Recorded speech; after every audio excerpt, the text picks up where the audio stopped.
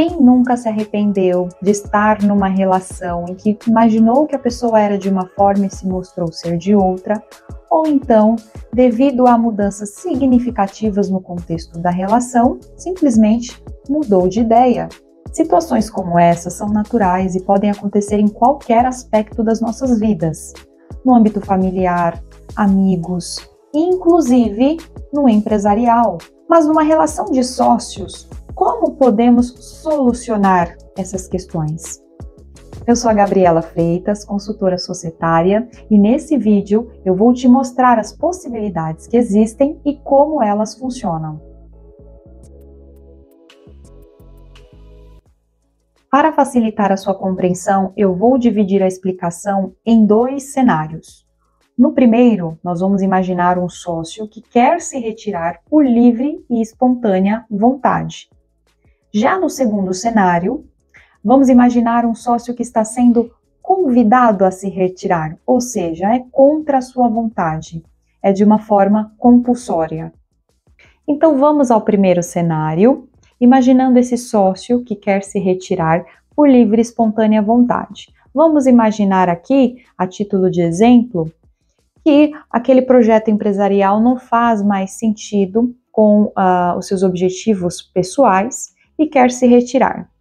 O primeiro passo, claro, é avisar os outros sócios, é sentar e conversar e dizer que ele deseja se retirar.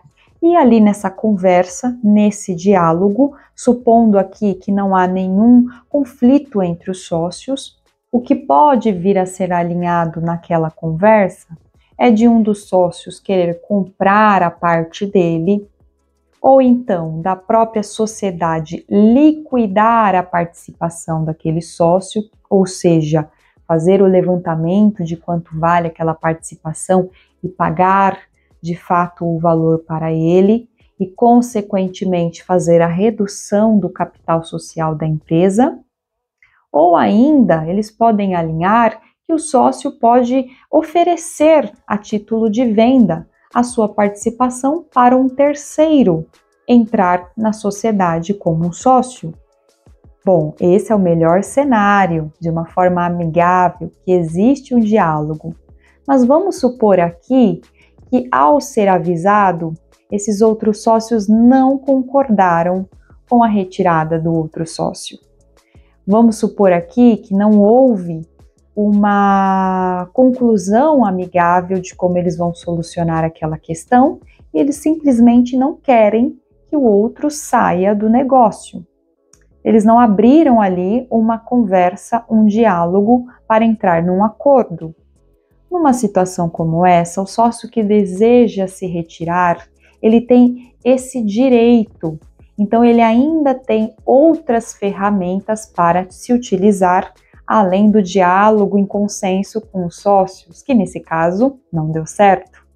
Esse direito de retirada que o sócio possui pode ser aplicado de 4 maneiras. Na primeira, ela só pode acontecer se a sociedade tiver um prazo indeterminado. Então, esse é um ponto muito importante. Só vai valer o que eu for falar agora para as empresas de sociedade que têm um prazo indeterminado. Então, vamos lá. Nessa situação, que é a maior parte das sociedades limitadas, já complementando essa informação aqui para você, o sócio precisa avisar, notificar os outros sócios do seu desejo de sair da sociedade com antecedência de 60 dias. E esse aviso pode acontecer por qualquer meio de comunicação que seja possível confirmar o recebimento. Por exemplo, um e-mail, uma correspondência por correio, até mesmo o WhatsApp. Feita a comunicação, ao longo desses 60 dias, a sociedade tem que fazer a liquidação da cota desse sócio que quer se retirar, ou seja, levantar o quanto vale e fazer o pagamento para ele, e também fazer a modificação do contrato social, informando que aquele sócio resolveu se retirar. Mas caso a sociedade ainda fique inerte e não faça esses procedimentos, o sócio que quer se retirar pode, após o prazo de 60 dias, então ele precisa aguardar esse prazo finalizar, e após esse prazo ele pode arquivar na junta comercial esse comunicado que ele deu aos sócios, para que a junta comercial atualize a ficha cadastral da empresa, tirando o nome dele, dos integrantes, e a junta comercial também vai comunicar a Receita Federal para que a Receita Federal faça a mesma coisa e atualize a sua base de dados, retirando o nome daquele sócio do rol de integrantes daquela sociedade. E agora você pode se perguntar: ok, ele conseguiu retirar o seu nome dos cadastros públicos da empresa, uma preocupação a menos, mas não recebeu o que lhe era de direito. Nesse caso, ele pode entrar com uma ação judicial para ter esse direito realmente efetivado, realizado.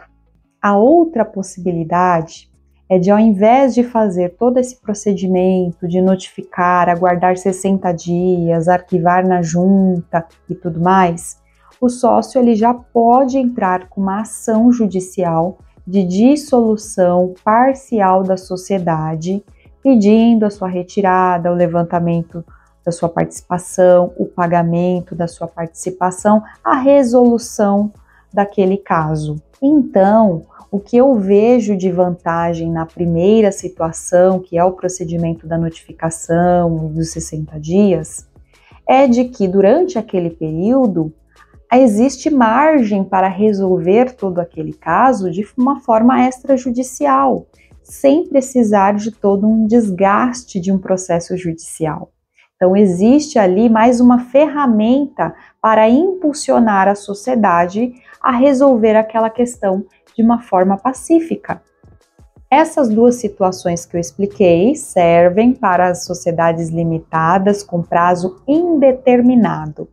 Agora, para as sociedades com prazo determinado, o caminho para resolver, para fazer essa retirada do sócio é através de um processo judicial, provando ele justa causa.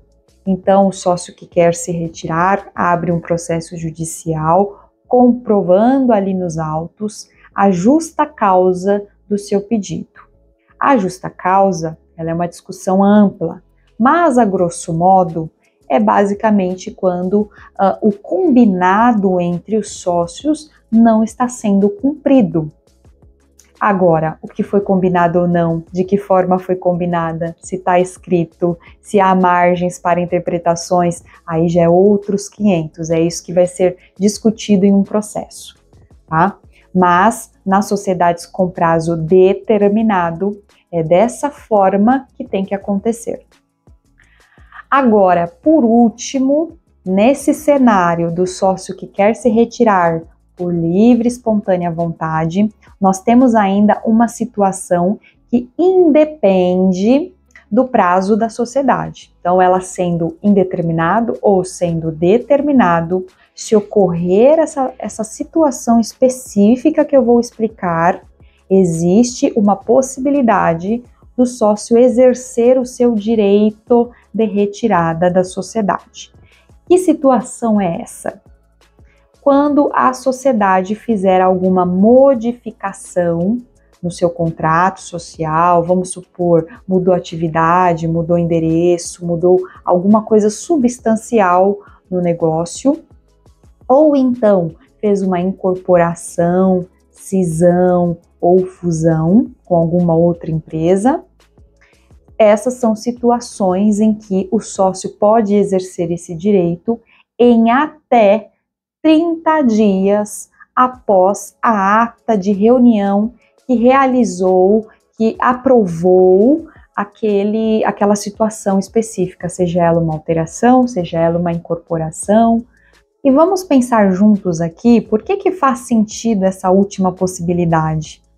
Imagine um cenário em que um sócio minoritário, ele tem uma pequena porcentagem do capital, ou seja, A sua decisão pode ser a única contrária à decisão dos outros, e a decisão dos outros, por ser a maioria, acabam que por vencendo determinadas discussões, por exemplo, uma alteração de alguma coisa que não agradou aquele sócio. Então, para ele, diante daquela mudança que houve, não faz mais sentido, então ele tem a possibilidade de exercer o seu direito de retirar-se daquela relação.